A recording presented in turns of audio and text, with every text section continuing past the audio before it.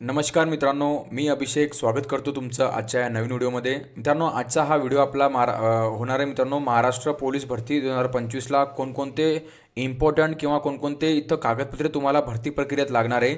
आता याच्यामधले काही कागदपत्रे तुम्हाला फॉर्म भरताना काही कागदपत्र लागतील, काही तुम्हाला पुढं जेव्हा तुमचं फिजिकल येईल तेव्हा तुमचं ग्राउंड येईल तेव्हा तुम्हाला काही डॉक्युमेंट लागतील. तर कोणकोणते डॉक्युमेंट तुम्हाला भरती प्रक्रियेत पूर्ण पोलीस भरती 2025 भरती प्रक्रियेत तुम्हाला पूर्ण डॉक्युमेंट कोणकोणते लागणार आहे, सर्व डॉक्युमेंट तुम्हाला आजच्या व्हिडिओमध्ये सांगणार आहे. आणि मित्रांनो, जर तुम्ही याच्यामध्ये डॉक्युमेंट काढले नसेल तर मित्रांनो लवकरात लवकर काढून घ्या. कारण तुम्हाला बघा, त्याच्यामध्ये तुम्हाला काही काही फॉर्म तुम्ही जेव्हा भरसाल, आता तुम्ही जेव्हा पोलीस भरतीचा ऑनलाईन अर्ज करसाल तेव्हा तुम्हाला काही डॉक्युमेंट लागतील आणि काही डॉक्युमेंट तुम्हाला जेव्हा तुम्ही भरती प्रक्रियेला जासाल, जसं की तुमचं पहिली स्टेज आहे फिजिकलची म्हणजेच ग्राउंडची, जेव्हा तुम्ही ग्राउंडला जासाल तुम्हाला तेव्हा काही डॉक्युमेंट इथं लागतील. संपूर्ण डॉक्युमेंटची लिस्ट तुम्हाला आजच्या व्हिडिओमध्ये सांगणार आहे. जर तुम्ही नसेल काढले डॉक्युमेंट तर लवकरात लवकर काढून घ्या. कसे काढायचे ते पण मी तुम्हाला आजच्या व्हिडिओमध्ये सांगणार आहे. तर व्हिडिओला शेवटपर्यंत बघा. जर तुम्हाला हा व्हिडिओ आवडला आहे तर व्हिडिओला नक्की लाईक करून घ्या. नवीन असले मित्रांनो तर आपल्या चॅनलला नक्की सबस्क्राईब करून घ्या. असेच महाराष्ट्र पोलीस भरती किंवा जे पण सर्व भरती येतात त्याच्याबद्दल जेवढे पण अपडेट तुम्हाला आपल्या चॅनलवर मिळून जातील. तर चला मित्रांनो, व्हिडिओला स्टार्ट करूया. तर बघा मित्रांनो, बघा आता तुम्ही बघू शकता तिथं कोणकोणते डॉक्युमेंट जे मित्रांनो ते तुम्हाला तुमच्या जवळच ठेवायचे किंवा मग तुम्हाला याच्यामधले डॉक्युमेंट पूर्ण भरती प्रक्रियेत तुम्हाला लागणार आहे. तर सर्वात पहिले मी तुम्हाला पूर्ण डॉक्युमेंटची लिस्ट सांगतोय, पण नंतर तुम्हाला सांगेल की कोणकोणते याच्यामधले कोणकोणते. बघा, सर्व डॉक्युमेंट हे फॉर्म भरताना लागत नाही. जेव्हा तुम्ही अर्ज करसाल पोलीस भरतीचा तेव्हा अर्ज करताना याच्यामधले काही किंचित काही डॉक्युमेंट लागतात, पूर्ण डॉक्युमेंट लागत नाही. पण बाकीचे जे राहिलेले डॉक्युमेंट आहे ते तुम्हाला पूर्ण भरती प्रक्रियेत पुढं जेव्हा तुम्ही तुमचं फिजिकल होईल तेव्हा तुम्हाला बाकी हे डॉक्युमेंट लागतील. जेव्हा पण डॉक्युमेंट व्हेरिफिकेशन होईल तेव्हा तुम्हाला हे डॉक्युमेंट पूर्ण तिथं लागतील. तर अशा प्रकारचा आजचा हा आपला व्हिडिओ होणार आहे. तर बघा, त्याच्यामध्ये सर्वात पहिले मी तुम्हाला पूर्ण डॉक्युमेंटची लिस्ट सांगतोय. बघा, सर्वात पहिले बघा, आता इथं आधार कार्ड आहे मित्रांनो. आता बघा, जेव्हा तुम्ही फॉर्म भरसाल मित्रांनो तो फॉर्म भरताना तुम्हाला आधार कार्ड विचारलं जातं. आणि मित्रांनो, आधार कार्ड हा तुमचा अपडेट राहायला पाहिजे. म्हणजे इथं सध्या तुमचा जो आधार कार्ड असतो त्याच्यावर नवीन तुमचा फोटो असला पाहिजे. आता काही काही मुलांचं आधार कार्ड लहानपणी असतं, त्याच्यामध्ये लहान फोटो असतो त्यांचा, तर कधी कधी त्यांचा फोटो आणि त्यांचा फेस मॅच होत नाही. त्याच्यामुळे तुमचं आधार कार्ड अपडेट करून घ्या. प्लस त्याच्यासोबत इथं तुमचा मोबाईल नंबर पण तुमचा इथं लिंक करून घ्या. कारण तुमच्या मोबाईल नंबरवर मग जेव्हा तुम्ही फॉर्म भरसाल तेव्हा तुम्हाला सर्वात पहिले आधार कार्ड टाकावं लागतं, आधार कार्ड नंबर. मग त्याच्यावर तुमचा OTP जातो. ज्या मोबाईल नंबर तुमचा जो मोबाईल नंबर आधार कार्डसोबत लिंक आहे त्याच्यावर OTP जातोय. मग तो तुम्हाला ते OTP टाकल्यानंतर तुमचं पूर्ण डॉक्युमेंट इथं पूर्ण जे पण तुमची इन्फॉर्मेशन आहे ती व्हेरीफाय होती फॉर्म भरताना, जेव्हा पण तुम्ही फॉर्म भरसाल तेव्हा. तर जर तुमच्याकडे सध्या आधार कार्ड असेल आणि ते अपडेट नसेल तर अपडेट करून घ्या. प्लस त्याच्यासोबत मोबाईल नंबर लिंक करून घ्या. काही नाही, तुमचं 4 किंवा 5 दिवसामध्ये तुमचा मोबाईल नंबर आणि आधार कार्ड तुमचा इथं काय होऊन जातो, अपडेट होऊन जातो. आलं सर्वांना? चला, पुढचं डॉक्युमेंट काय आहे. आणि मित्रांनो, हे मोस्ट इम्पॉर्टंट डॉक्युमेंट आहे. याच्याशिवाय तुम्ही भरतीला फॉर्म भरू शकत नाही किंवा भरतीला जाऊ शकत नाही. ओके, बघा, आता आधार कार्ड असल्या जर तुमच्याकडे आधार कार्ड आहे तर आधार कार्ड तर तुम्हाला कंपल्सरी पाहिजेच, पण पॅन कार्ड पण तुमच्यासोबत ठेवा मित्रांनो. कारण कसं आहे, आपलं व्हेरीफाय म्हणजे ID प्रूफसाठी अजून एक ID प्रूफ तुमच्यासोबत ठेवा. कधी कारण आधार कार्डचा काही इश्यू झाले पुढं तर तुमच्याकडं दुसरं तुमचं ID प्रूफ आहे, जसं की पहिचानपत्र आपण त्याला म्हणतोय, ते पॅन कार्ड तुमच्याकडे सोबत राहिलं पाहिजे. लक्ष सर्वांना? चला, आता बघा, फॉर्म भरताना बघा किंवा मग जेव्हा पण तुम्ही पुढे भरतीला असाल तुम्ही, जेव्हा पण तुम्ही फिजिकल असाल तर तुमच्याकडं तुमचे जे नवीनतम म्हणजे सध्याचे तुमचे फेसचे जे नवीनतम फोटो आहे तुमचे 6 ते 8 फोटो तुमच्याकडे असणे गरजेचे आहे. कारण मित्रांनो बघा, जेव्हा पण तुम्ही तिथं भरतीला असाल किंवा तुम्हाला तिथं फॉर्म भरावं लागेल, ऑफलाईन तुम्हाला तिथं बसवतात टेंटमध्ये आणि फॉर्म भरायला लावतात. मग त्याच्यावर तुम्हाला 2-3 फोटो चिपकावे लागतात. पुढे भरती प्रक्रियेमध्ये मेडिकलच्या टायमाला तुम्हाला फोटो लागतील. म्हणजे जे नवीनतम फोटो आहेत, म्हणजे सध्या तुम्ही आता फॉर्म भरायच्या वेळी तुमचे फोटो काढून घ्या कसं. आणि तेच फोटो तुम्हाला जेव्हा तुम्ही फॉर्म भरसाल तेव्हा पण तुम्हाला फोटो अपलोड करावं लागतं, सिग्नेचर अपलोड करावं लागते. तर तुम्हाला नवीनतम फोटो तुमच्याकडे 6 पासपोर्ट फोटो जे आपण म्हणतो ते 6 ते 8 फोटो तुम्ही काढून घ्या. बघा, चला, नेक्स्ट डॉक्युमेंट. तर बघा, जर मित्रांनो जर तुम्ही चालकचा फॉर्म भरणार आहे, पोलीस चालकचा जर तुम्ही फॉर्म भरणार आहे मित्रांनो, तर तुमच्याकडे बघा, आता काही विद्यार्थ्यांचा कमेंट येते सर की आमच्याकडे NT जो आपला म्हणजे नॉन ट्रान्सपोर्ट आमच्याकडं लायसन आहे किंवा मग आमच्याकडं सर TR लायसन आहे म्हणजे की ट्रान्सपोर्ट लायसन आहे. मग सर याच्यामधलं कोणतं लायसन तिथं फॉर्म भरताना चालेल किंवा पुढं भरती प्रक्रियेमध्ये चालेल? तर बघा, जर तुम्ही चालकचा फॉर्म भरला आहे मित्रांनो, वाहन चालकचा म्हणजे चालकचा फॉर्म भरला आहे पोलीस चालकचा, तर तुमच्याकडं वाहन चालक परवाना म्हणजेच याला आपण लायसन म्हणतो, ते लायसन असलं तुमच्याकडे गरजेचं आहे. तर बघा, आता मित्रांनो, जर तुमच्याकडे TRचं लायसन आहे म्हणजे ट्रान्सपोर्टचं तुमच्याकडे लायसन आहे तरी चालेल मित्रांनो. आणि जर मित्रांनो तुमच्याकडे नॉन ट्रान्सपोर्ट म्हणजे NTचं जर लायसन असेल तर दोन्ही लायसन इथं बघा, NT किंवा मग TR दोन्ही लायसन. जर तुमच्याकडे दोनपैकी कोणतेही लायसन तुमच्याकडे असेल, TRचं असो, ट्रान्सपोर्टचं किंवा नॉन ट्रान्सपोर्टचं असेल, NTचं, दोन्हीपैकी एक कोणतेही असलं मित्रांनो तुमच्याकडे, तर तुम्ही इथं पोलीस भरती चालकचा फॉर्म भरू शकतात. मग जेव्हा तुमचं सिलेक्शन होईल तेव्हा तुम्ही जर तुमच्याकडे NTचं असेल तर तुम्ही ते ट्रान्सपोर्ट पासपोर्टमध्ये कन्वर्ट करू शकतात नंतर. आलं लक्षात सर्वांना. चला पुढे बघूया. पुढे बघा, आता मोस्ट इम्पॉर्टंट डॉक्युमेंट मित्रांनो जे भरती तुम्हाला इथं फॉर्म भरताना किंवा मग पुढे तुम्हाला लागणारे डॉक्युमेंट. तर बघा सर्वात पहिले तुमचं 10वीचं गुणपत्रक म्हणजे जे मार्कशीट असते तुमची 10वीची, तुम्ही 10वी 10th पास केलेली असेल त्याचं तुमच्याकडं जर सध्या अवेलेबल नसेल गुणपत्रिका किंवा काही विद्यार्थ्यांनी ॲडमिशन करायसाठी कॉलेजला दिलेली असते, शाळेमध्ये दिलेली असते, तर जर तुमच्याकडे गुणपत्रिका नसेल अवेलेबल तर गुणपत्रिका शाळेमधून किंवा मग काढून तुमच्याकडं काही हरपलेली असेल कोणाची तर तुम्ही काढून घ्या. कारण 10वीची गुणपत्रिका प्लस त्याचं 10वीचं प्रमाणपत्र जसं की आपण त्याला बोर्ड सर्टिफिकेट म्हणतोय, हे दोन्ही तुम्हाला इथं भरती प्रक्रिया लागणार आहे फॉर्म भरताना पण आणि जेव्हा तुम्ही डॉक्युमेंटला म्हणजे फिजिकलला असाल तेव्हा पण तुम्हाला हे दोन्ही डॉक्युमेंट इथं सोबत लागणार आहे. सेम मित्रांनो तुम्हाला 12वीची गुणपत्रिका पण सोबत ठेवायची आहे. कारण 12वीची गुणपत्रिका जर तुमच्याकडं हरपलेली असेल किंवा कॉलेजमध्ये तुम्ही जमा केलेली असेल तर ते तुम्ही काढून घ्या कॉलेजमधून किंवा मग जर तुमची हरपलेली असेल तर ते नवीन तुम्ही बोर्डामध्ये जाऊन ते बनवून घ्या. कारण गुणपत्रिका आणि 12वीची प्रमाणपत्र सेम 10वी सारखं तुम्हाला दोन्ही हे प्रमाणपत्र जसे की बोर्ड सर्टिफिकेट आणि मार्कशीट 12वीची किंवा 10वीची ही तुमच्यासाठी मोस्ट इम्पॉर्टंट आहे भरतीसाठी. तुम्ही हे दोन्ही डॉक्युमेंट तुमच्याकडं ठेवा. फॉर्म भरताना पण तुम्हाला लागेल आणि जेव्हा तुम्ही भरतीलाच असाल तेव्हा पण तुम्हाला हे डॉक्युमेंट लागतील. लक्ष सर्वांना. चला पुढं तुमच्याकडे बघा शाळा सोडण्याचा दाखला जसं की त्याला आपण TC किंवा काही इथं LC पण म्हणतात. म्हणजे मित्रांनो शाळा सोडण्याचा दाखला म्हणजे TC आणि LC TCलाच LC म्हणतात.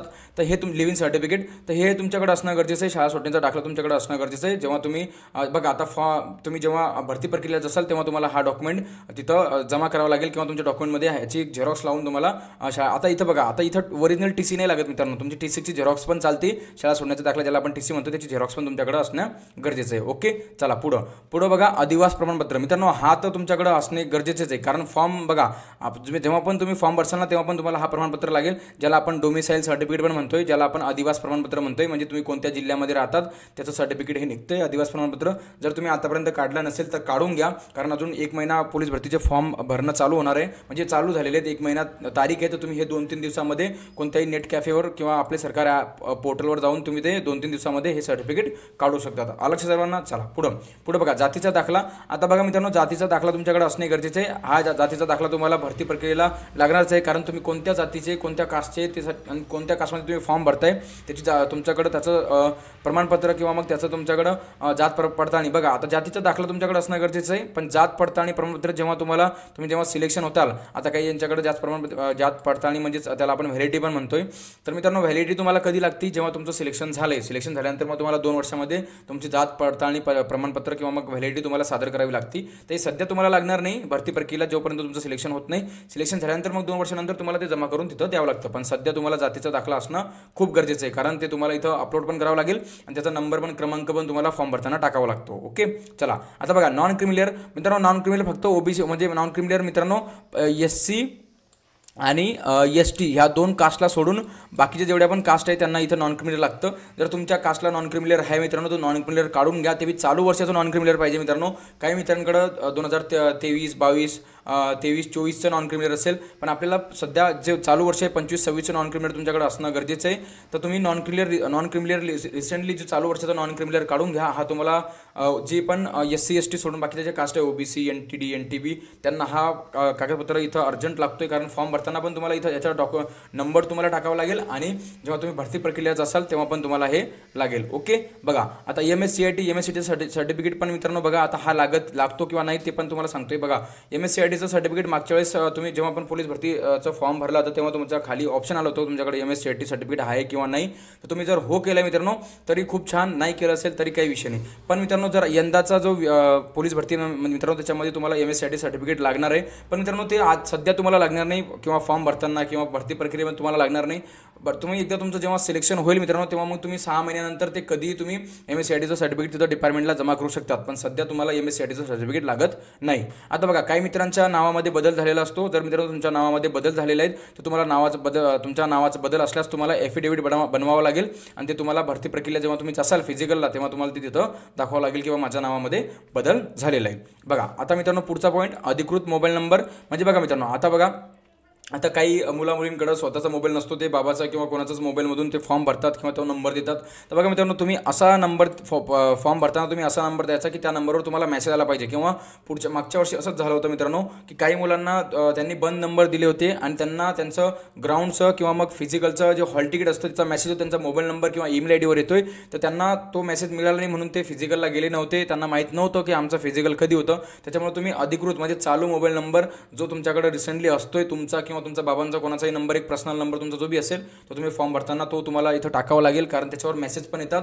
जेव्हा तुमचं फिजिकल होईल त्या फिजिकलची डेटचे सर्व मेसेज येतो मग तुमच्या मोबाईल नंबरवर येतील. आलं लक्षात सर्वांना. तसंच सेम तुम्हाला ईमेल आयडी इथं तुम्हाला असणे खूपच गरजेचं आहे. बघा, जेव्हा तुम्ही रजिस्ट्रेशन करतात फॉर्म भरताना तेव्हा ईमेल आयडी तुम्हाला चुकून पण जर तुमची ईमेल आयडी इथं चुकली, एक अक्षर पण चुकलं ना, तर मग तुम्हाला खूप प्रॉब्लेम होते. तुम्हाला फॉर्म भरताच नाही येणार. कारण तुमच्या आधार कार्डावर एका आधार कार्डावर एकदाच रजिस्ट्रेशन होतं आहे आणि तुमच्या आधार कार्डावर तुम्ही रजिस्ट्रेशन केलं आहे आणि जर ईमेल आयडी चुकली, कारण तुम्हाला ईमेल आयडीवर व्हेरीफायची लिंक जाते.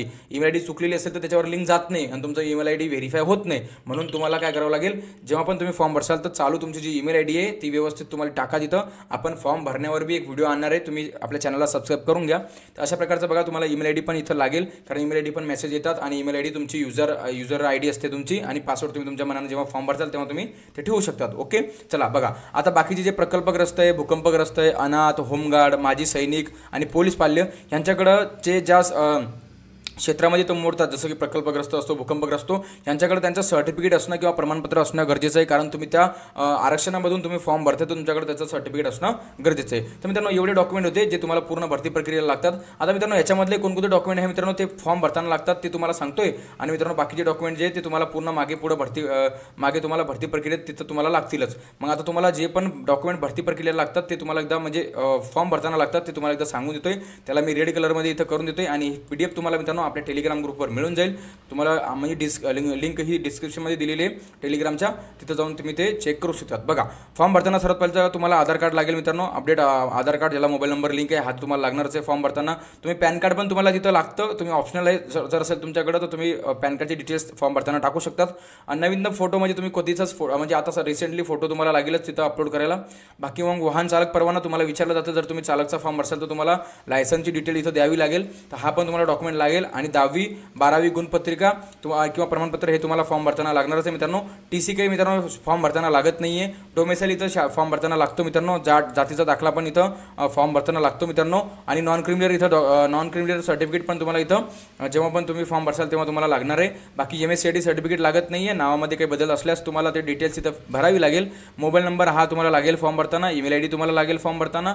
बाकी मग आता प्रकल्पग्रस्त असो, भूकंपग्रस्त असो, अनाथ असो, माजी सैनिक असो, यांचे सर्टिफिकेट जर तुमच्याकडे असेल तर तुम्हाला सध्या लागत नाही. जेव्हा पण तुम्ही फिजिकलला असाल तेव्हा तुम्हाला ते सर्टिफिकेट तिथं दाखवावं लागेल. तेव्हाच तुम्हाला त्या सर्टिफिकेटचं आरक्षण तुम्हाला मिळेल. तर बघा, अशा प्रकारचे हे डॉक्युमेंट होते मित्रांनो. मी आशा करतो सर्व डॉक्युमेंट तुम्हाला समजले असेल. जर काही तुम्ही याच्यामधले काढले नसेल तर लवकरात लवकर काढून घ्या. कारण टाईम कमी आहे. फॉर्म भरायला पण तुम्हाला 1च महिना दिलेले आहेत. लवकरात लवकर डॉक्युमेंट काढून घ्या आणि फॉर्म भरून घ्या. कारण एवढे डॉक्युमेंट तुम्हाला नक्कीच तिथं फॉर्म भरताना किंवा मग भरती प्रक्रियेत लागणार आहे. तर आजचा व्हिडिओ आपल्या कागदपत्रावर होता. तर मी आशा करतो आजचा व्हिडिओ तुम्हाला आवडला असेल. असेच नवनवीन व्हिडिओ बघण्यासाठी आपल्या चॅनलला पण सबस्क्राईब करून घ्या. आणि जर व्हिडिओ तुम्हाला आवडला तर त्याला लाईक पण करून घ्या. तर चला मित्रांनो, भेटूया पुढच्या व्हिडिओमध्ये. तोपर्यंत नमस्कार आणि जय हिंद.